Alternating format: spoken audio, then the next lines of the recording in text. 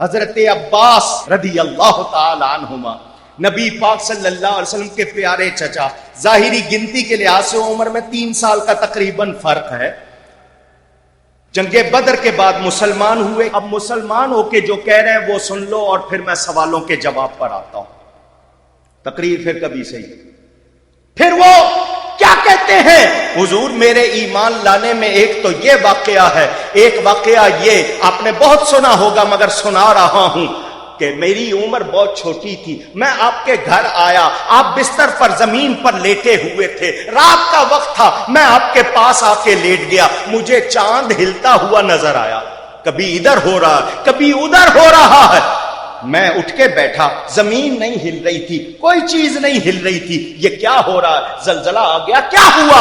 اچانک میری نظر آپ کے ہاتھوں پر گئی، میں نے دیکھا جدھر آپ کی انگلی ہو جاتی تھی ادھر چاند ہو جاتا تھا. حضور صلی اللہ علیہ وسلم یہ نہیں فرماتے چچا میں اس وقت بچہ تھا، مجھے کیا پتا چاند کیوں ہل رہا تھا، تو نے دیکھا ہوگا تجھے پتا ہے. نہیں، فرمایا وہ مجھ سے کھیلتا تھا، مجھ سے باتیں کرتا تھا، مجھ سے کھیلتے تھے چاند سے بچپن میں آقا، اس لیے یہ سراپا نور تھے، وہ تھا کھلونا نور کا. چاند جھک جاتا جدھر انگلی اٹھاتے، مہد میں کیا ہی چلتا تھا اشاروں پر کھلونا نور کا. نہیں، جو بات سنانی ہے دھیان سے سنو.